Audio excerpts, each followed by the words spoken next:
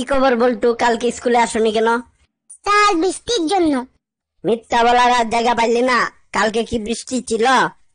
দাঁড়া, আমি তোর বাপেরে ফোন দিতেছি।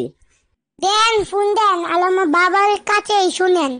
কালকে আমার খালাতো বোন বৃষ্টি আমাদের বাসায় এসেছিল কিনা। কিরে বল্টু, তুই স্কুলে একটা গরু নিয়ে আসলি কেন? স্যার, আপনি তো বলেন যে কতগুলো পিঠা মানুষ বানাইলাম, এখন এই গরুটাকে একটু মানুষ বানা দেন। এ বল্টু, তুমি কালকে বাড়ির 3জন লোকের কাছ থেকে 3টা বিদেশি ফলের নাম শুনে খাতায় লিখে নিয়ে আসবে। বাবা, একটা ফলের নাম বলো তো। তোর এইসব আদাইরে পেশাল শোনার সময় আমার নাই। দাদা, একটা ফলের নাম বলো তো। তুই একটা পাগল। ভাইয়া, একটা ফলের নাম বলো তো।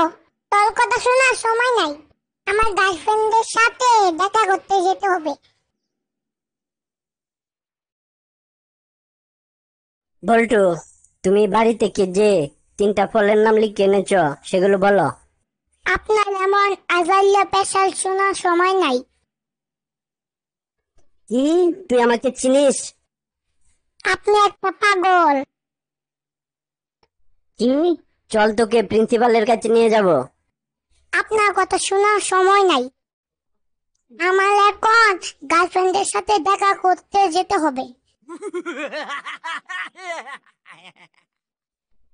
জানিস, আমি একবার ছোটবেলায় 5 হাত থেকে নিচে পড়ে গেছিলাম।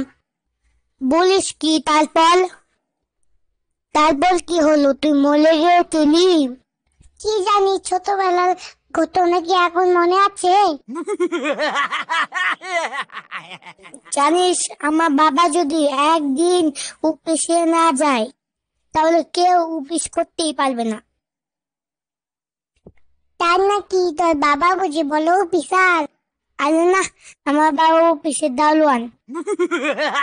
জানিস বন্ধু, খালার বাসায় বেড়াতে গিয়েছিলাম।